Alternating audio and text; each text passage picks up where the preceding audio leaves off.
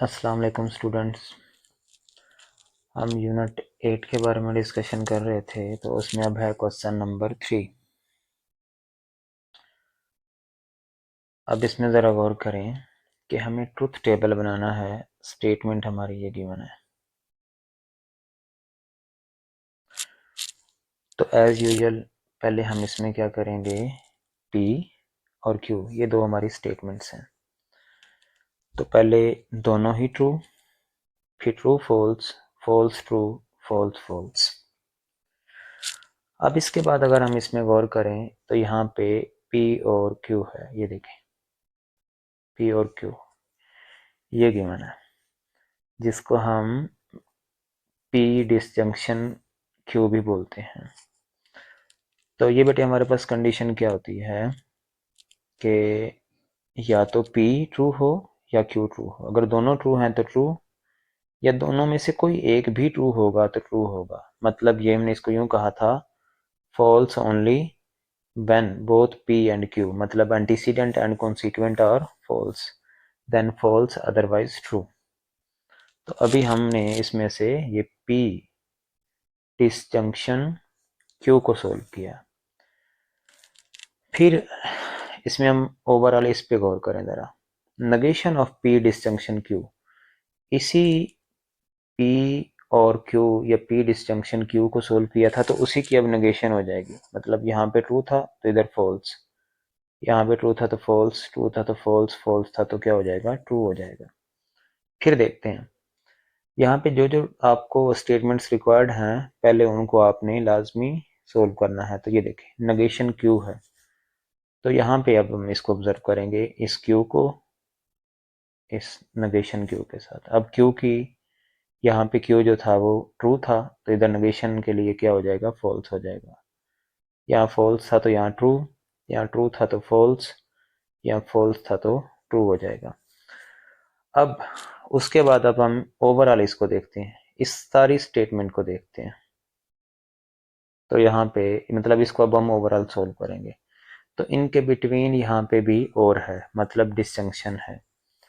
तब हम देख सकते हैं कि यहाँ पे इसे देखें और सिंपल क्यू को देखें। मैं दोबारा बता देता हूँ, ये नेगेशन P और Q, मतलब हमें इसको देखना है और साथ में इसको देखना, और फिर इनका और मतलब डिसजंक्शन इनका लेना है। तो डिसजंक्शन के लिए क्या कंडीशन थी कि false only when both are false. अब यहाँ पे फॉल्स होगा जस्ट, और बल्कि यहाँ पे भी फॉल्स हो जाएगा, बाकी की ट्रू है। मतलब ट्रू इस सूरत में होगा कि जब दोनों में से कोई और P और Q, P डिसजंक्शन Q, दोनों में से कोई एक भी ट्रू होगा तो ट्रू होगा। False only when both P and Q antecedent and consequent are false, then false otherwise true. तो ये बेटे हम इसको इस तरह से सोल्व कर सकते हैं। अब यहाँ पे एक और स्टेटमेंट है, वो ज़रा देखें। वन बाय वन इसको सोल्व करते हैं। यहाँ पे भी P और Q ये गिवन है, तो वही true true, true false, false true, ये तो आप लिख लेंगे ऐसे। उसके बाद अब आपने देखना है कि हमारी रिक्वायरमेंट यहाँ पे क्या है। नेगेशन P चाहिए, नेगेशन P फाइंड आउट कर लें। मतलब इधर P ट्रू था तो यहाँ पे फॉल्स, यहाँ ट्रू था तो फॉल्स, फॉल्स था तो ट्रू, फॉल्स था तो ट्रू। इस तरह से इसको लिख लेंगे। नेक्स्ट अब हमें नेगेशन Q भी चाहिए, वो भी लिख लेंगे। अब ब्रैकेट में क्या गिवन है, यहाँ पे ब्रैकेट में बेटे गिवन है नेगेशन Q डिसजंक्शन P। तो Q और P, negation P and negation Q, इनके बिटवीन अब हमें डिसजंक्शन मतलब और को देखना है। तो वही कंडीशन है डिसजंक्शन की कि false only when both are false. तो ये फॉल्स की कंडीशन हो जाएगी। अदरवाइज दोनों में से कोई एक भी एंटीसीडेंट या कॉन्सिक्वेंट, मतलब P या Q में से कोई एक भी ट्रू होगा तो कंडीशन ट्रू बनेगी ऐसे। लेकिन फॉल्स बनी है तो यहाँ पे जस्ट फॉल्स बनी है।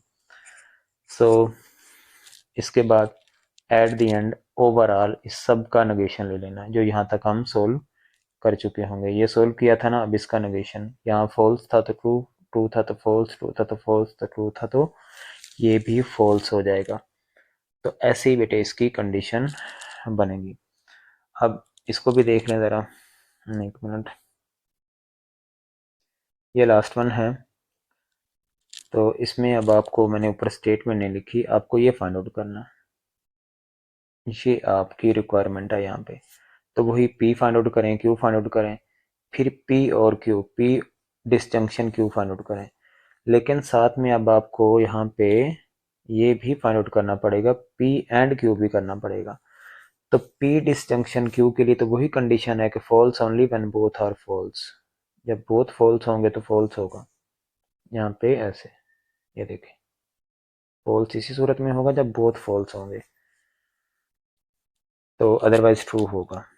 लेकिन P and Q, P and Q के लिए कंडीशन ही ये है बेटे कि P और Q दोनों का ट्रू होना ज़रूरी है।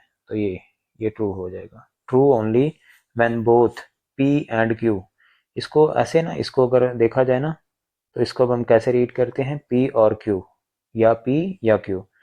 इसमें तो कंडीशन ही हमारी ये होती है कि P एंड Q, कि P और Q दोनों ही ट्रू होंगे तो ट्रू होगा, अदरवाइज फॉल्स होगा। अब यहाँ पे इनके बिटवीन ये जो है ना बायो कंडीशनल है, ये देखें, बायो कंडीशनल स्टेटमेंट क्या थी कि true only when both P and Q are true, are both P and Q are false. तो ये देखें, ये हमारे पास अब कंडीशन ये गिवन है ना, ये गिवन है। तो true only when both are true, false only when, sorry, true only when both are true, या फिर ट्रू व्हेन बोथ और फॉल्स। तो यहाँ पे दोनों ट्रू हैं तो ट्रू है, दोनों फॉल्स हैं तो ट्रू है, अदरवाइज क्या है, फॉल्स है। तो इसको भी, स्टेटमेंट को भी हम सोल्व कर चुके हैं। अब एक और क्वेश्चन है, क्वेश्चन नंबर 4, वो देखें ज़रा।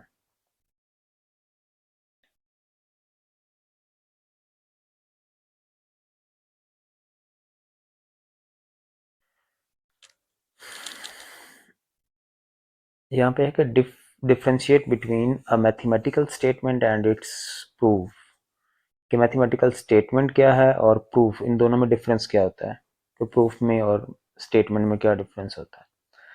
तो यहाँ पे इसको डिफाइन किया गया है कि mathematical statement can be true और फॉल्स, ये ट्रू भी हो सकती है, फॉल्स भी हो सकती है, while proof is a method used to verify whether statement is true.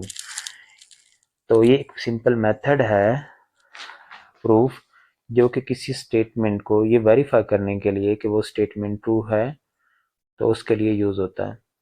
अब फर्दर इसको डिस्कस किया गया है कि मैथमेटिकल स्टेटमेंट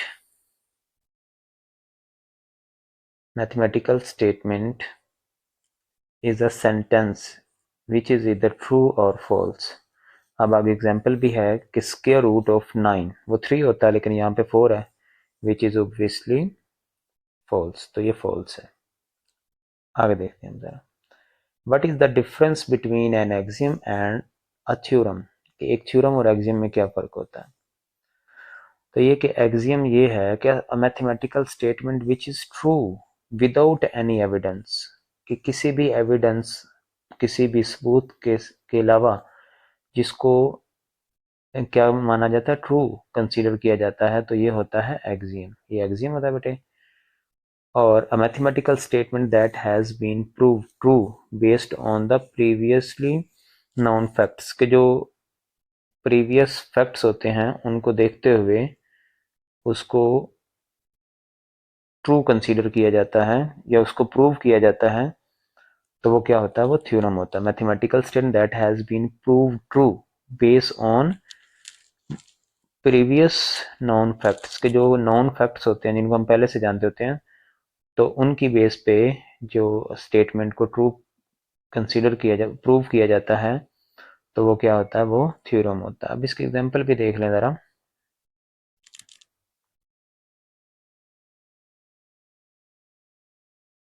एग्जांपल अब इसकी कुछ यूँ होंगी, एक्सियम्स की ज़रा देख लें। वो ये है,